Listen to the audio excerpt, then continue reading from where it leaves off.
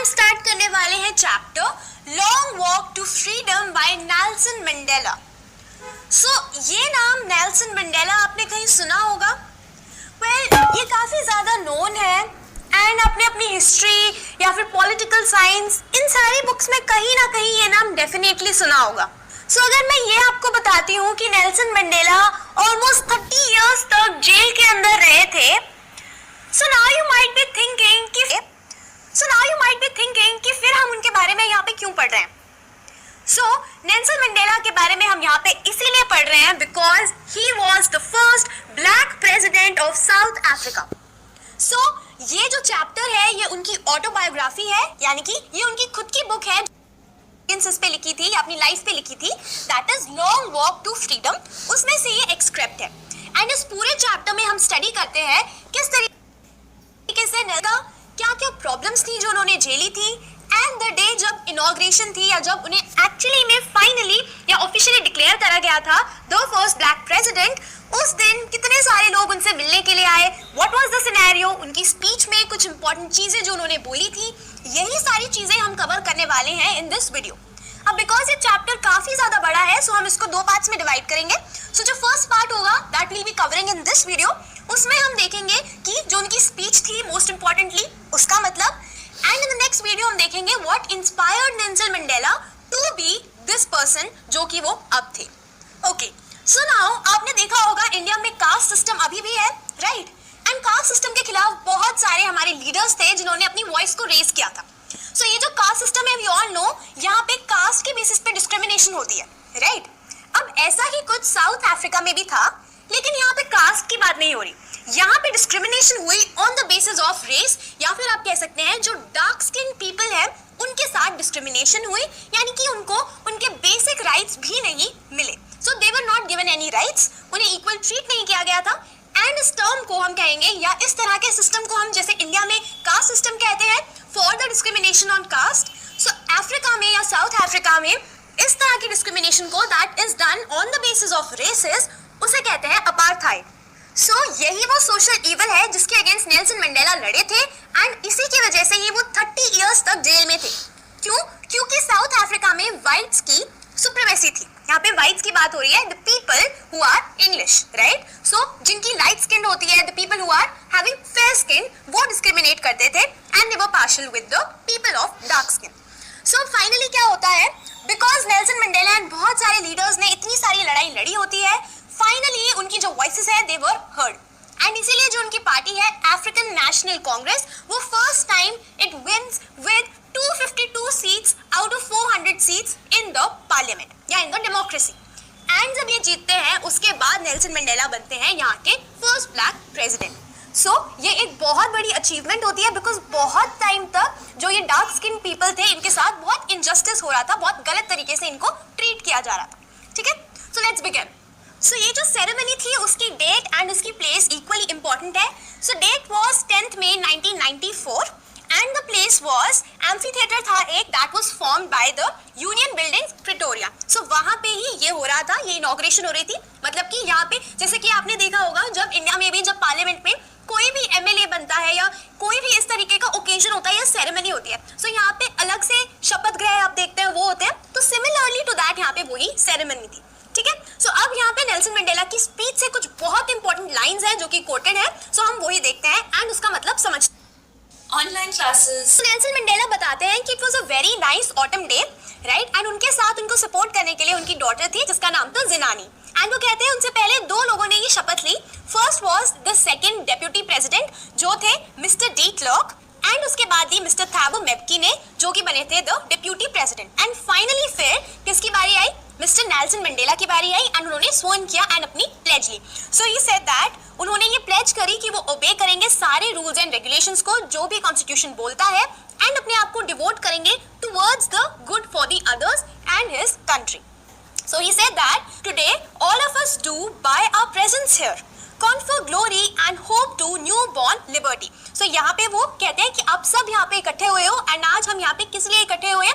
To celebrate इस glory को, इस लिबर्टी को। और ये क्या लिबर्टी है? ये लिबर्टी वो है कि अब इतने सारे जो ऑपरेशन था जिसके दबे कौन थे? जो भी डार्क स्किन पीपल थे, जो इस ऑपरेशन के अंडर थे, दे आर नाउ लिबरेटेड। वो इस ऑपरेशन से फ्री हो चुके थे। That is why out of the experience of an extraordinary human disaster, अब ये extraordinary human disaster क्या है? ये यहाँ पे बात कर रहे हैं apartheid की, यानी कि discrimination on the basis of race. So ये कहते हैं that lasted too long must be born a society of which all humanity will be proud. So वो कहते हैं कि इतने टाइम तक ये जो ह्यूमन डिजास्टर था ये चलता आ रहा था, अब इससे हम लिबरेट हो चुके हैं एंड नाउ हम एक ऐसी सोसाइटी के लिए नोन होएंगे जो कि एक एग्जाम्पल होगी दूसरों के लिए कि व्हाट अ ह्यूमैनिटी, या किस तरह की अच्छी सोसाइटी है ये। Now we who were outlaws not so long, who were outlaws not so long का मतलब उनके लिए जो लॉज थे वो इक्वल नहीं थे, बिकॉज इक्वालिटी नहीं थी, उनको किसी भी डिसीजन मेकिंग, किसी भी इंपॉर्टेंट चीज में इंक्लूड नहीं किया जाता था। एंड ये उन कौन है? The dark skin people. So यही नेल्सन मंडेला कहते हैं have today been given the rare privilege to be host of the nations of the world on our own soil। मतलब इतने साल तक हमारी ही सॉइल पे, हमारी ही जगह पे हमें नहीं इंक्लूड किया जाता था, हमें इक्वल राइट्स नहीं दिए जाते थे, but today we have the power in our hand. So Nelson Mandela उन सारे लोगों के एक रिप्रेजेंटेटिव थे, right? He says we thank all our distinguished international guests for having come to take position with the people of our country of what is after all a common victory of justice for peace and for human dignity। So वो कहते हैं कि we are thanking, and यहाँ पे देखिए वो सिर्फ अपने लिए नहीं बोल रहे, ये अपनी पूरी टुगेदर या कलेक्टिवनेस को दिखा रहे हैं, तभी उन्होंने ये वर्ड यूज किया है we. So that is why he is saying that वो थैंक कर रहे हैं जितने भी इंटरनेशनल लोग आए हैं। अब देखो ये फर्स्ट टाइम एक ब्लैक प्रेसिडेंट बने ऑफ साउथ अफ्रीका, राइट? आज तक कोई नहीं बना था। सो डिफरेंट नेशन से बहुत सारे लोग इसको सेलिब्रेट करने के लिए, इनको कंग्रेचुलेट करने के लिए, इस सेरेमनी को देखने के लिए आए हैं। सो इसीलिए नेल्सन मंडेला उन्हें थैंक कर रहे हैं एंड कह रहे हैं कि आप इन सब चीजों के एक विटनेस बन चुके हो कि आज हमारी जो डिग्निटी है, हमारी जो ह्यूमैनिटी है, जो वर्ल्ड पीस है एंड हमारा जो जस्टिस है, ये सारी चीजें आज से फाइनली हमारी जो कंट्री है वहां पे शुरू होगी। We are going to settle it and आप इन सब चीजों के विटनेस बन चुके हो कि ये इन सारी चीजों की जीत है। We got our victory after fighting so long. So next he says, we have at last achieved our political emancipation। Emancipation का मतलब होता है कोई restriction होना।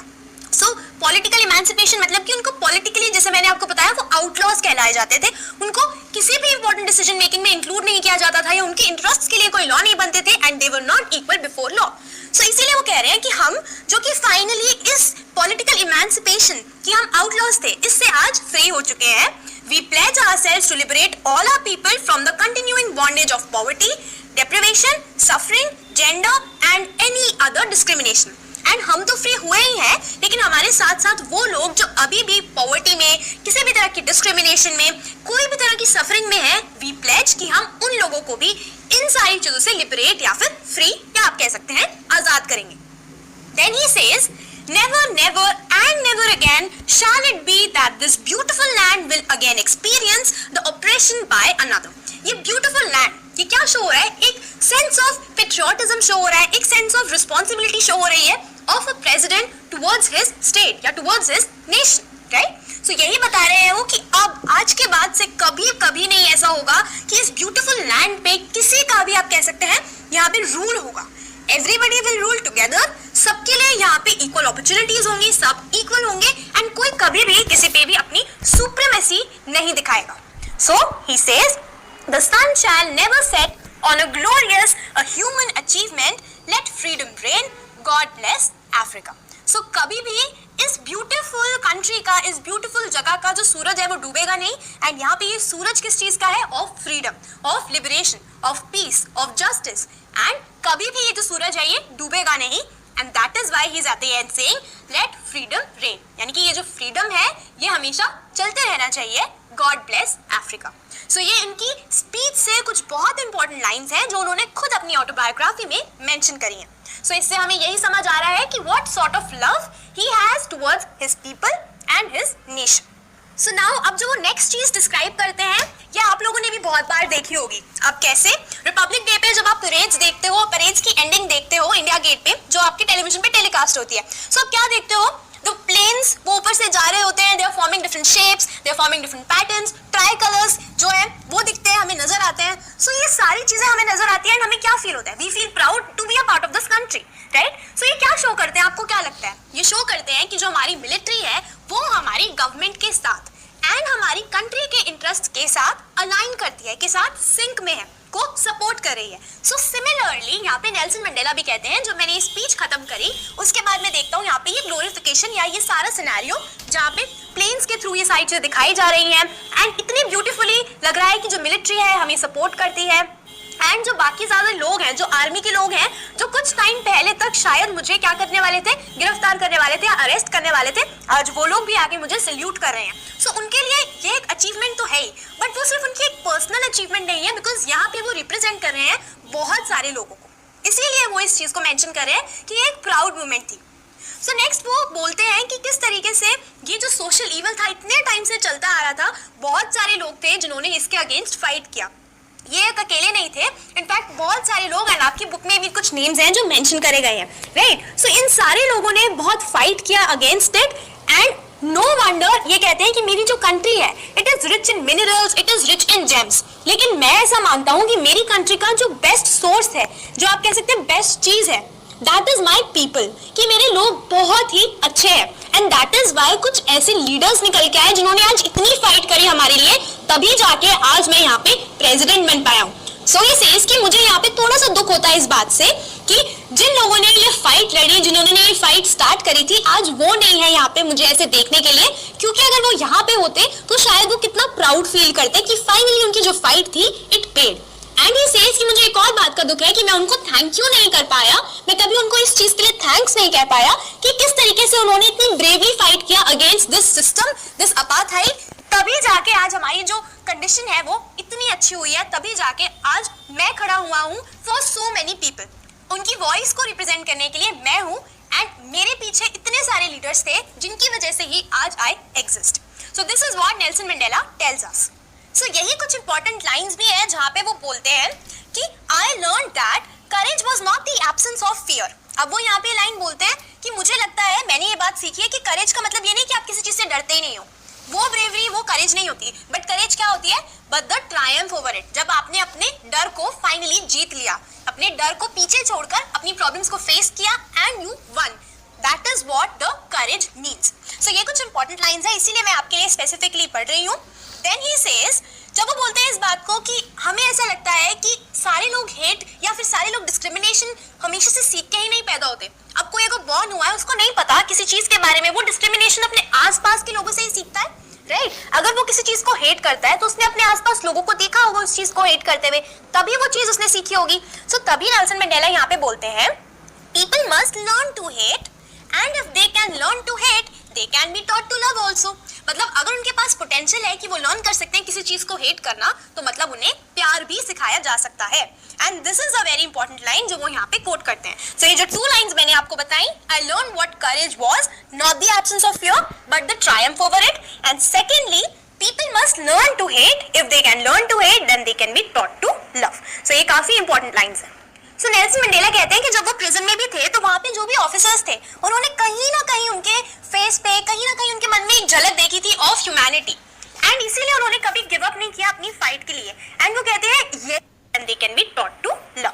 सो ये काफी एक झलक देखी थी ऑफ ह्यूमैनिटी एंड इसीलिए उन्होंने कभी गिव अप नहीं किया अपनी फाइट के लिए. एंड वो कहते हैं यही जो छोटी सी मुझे झलक मिली देखने की of the humanity in the other people, इससे मुझे इंस्पिरेशन मिली, इससे मुझे लगा एंड ये बात समझ आई कि हमारे अंदर चाहे कितना भी गुस्सा हो, कितना भी हेटेड हो, लेकिन कहीं ना कहीं हमेशा लव इज ऑलवेज देयर. तो वो जो फ्लेम है वो हमेशा इग्नाइटेड रहती है. हाँ, वो दब जाती है by the weight of hate या डिस्क्रिमिनेशन, बट वो कभी एक्सटिंग्विश नहीं होती या कभी खत्म नहीं होती. And this is what he tells us. So ये जो फर्स्ट पार्ट था इसमें हमने कवर किया उनकी इंपॉर्टेंट स्पीच के बारे